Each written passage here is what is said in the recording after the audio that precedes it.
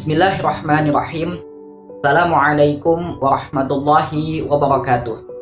Hamdan wa syukranillah, wassalatu wassalamu ala rasulillah, wala hawla wala quwwata illa billah, amma ba'd.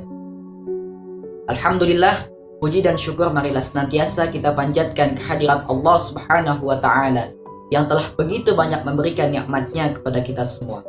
Baik itu nikmat iman, nikmat Islam, dan juga nikmat kesehatan baik lahir maupun batin, sehingga kita semua dapat berkumpul di hari Jumat pagi yang mulia ini dalam keadaan sehat walafiat tanpa kurang suatu apapun untuk melaksanakan kegiatan Jumat Raya. Shalawat teriring salam semoga senantiasa terlimpah curahkan pada junjungan kita, tauladan kita, Nabi Muhammad sallallahu alaihi wasallam, yang telah membimbing kita dari zaman kegelapan menuju zaman yang terang benderang yang disinari cahaya ilmu pengetahuan. Hadirin wal hadirat rahimakumullah, pada kesempatan ini saya akan sedikit menjelaskan tentang sosok pahlawan di mata Islam.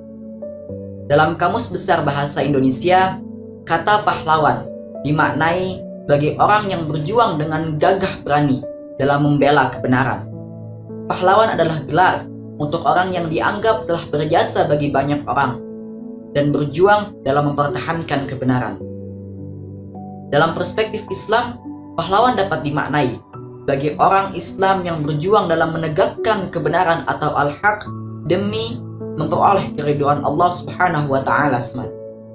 Dalam perspektif Islam juga, yang disebut pahlawan pastinya memiliki kontribusi atau jasa besar bagi orang lain, karena seluruh ajaran dalam Islam memiliki implikasi positif untuk orang lain.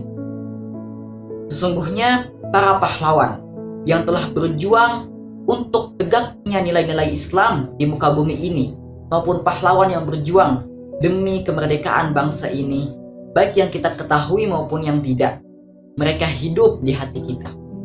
Meskipun secara lahiriah mereka sudah mati, namun pada hakikatnya mereka tetap hidup. Bagaimana yang Allah firmankan di dalam Al-Quran surat Al-Baqarah ayat 154 yang artinya adalah, dan janganlah kalian sekali-kali mengatakan bahwasannya orang-orang yang berjuang atau terbunuh di jalan Allah itu mati, melainkan mereka hidup, tetapi kita tidak merasakannya. Berbicara masalah pahlawan, ada sebuah kisah yang menceritakan pada masa di mana banyak kerajaan yang berdiri di muka bumi dengan berpedoman kepada syariat Islam untuk dapat menjalankan sistem pemerintahan.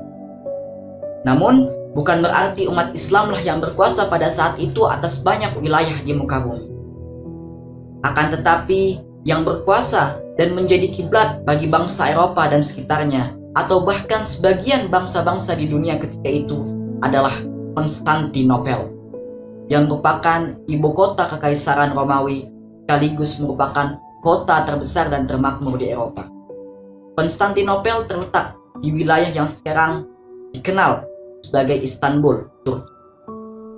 Dari sinilah muncul sosok pahlawan yang dengan komando dan perikan takdirnya mampu merobohkan tembok benteng yang kurang lebih selama 800 tahun tidak mampu dirobohkan oleh bangsa manapun ketika itu.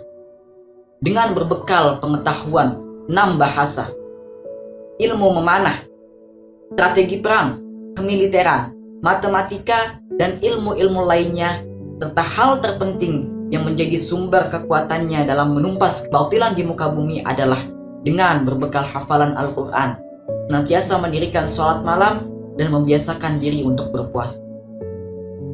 Pengepungan tembok Konstantin yang berlangsung kurang lebih selama 3 bulan, akhirnya dapat dituntaskan pada tanggal 29 Mei 1453, dan dengan itu juga berhasil menorehkan sejarah bagi salah satu perang terbesar dalam sejarah. Itu semua dilakukan dan diwujudkan oleh seorang remaja berusia 21 tahun dengan jiwa kepemimpinan dan kepahlawanan yang ada pada dirinya. Beliau bernama Muhammad Al-Fatih, atau yang biasa dikenal juga dengan sebutan Sultan Mehmed II. Beliau adalah penguasa kekhalifahan Turki Utsmani ke-7.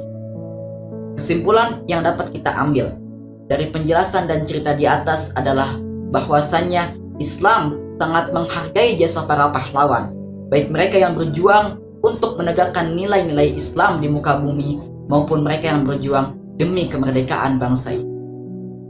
Untuk menjadi seorang pahlawan, kita tidak perlu mengorbankan fisik kita seperti berjuang atau berjihad di jalan Allah.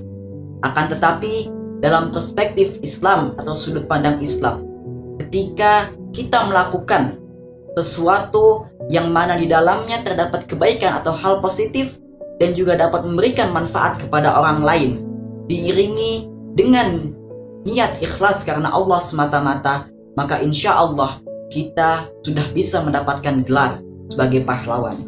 Jadi syarat untuk menjadi seorang pahlawan ada 2. Yang pertama adalah apa yang kita lakukan bisa memberikan manfaat bagi orang yang menerimanya, sebagaimana yang disabdakan oleh Rasulullah SAW, khairun nas anfa'uhum linnas. Sebaik-baik manusia adalah yang bermanfaat bagi manusia lainnya.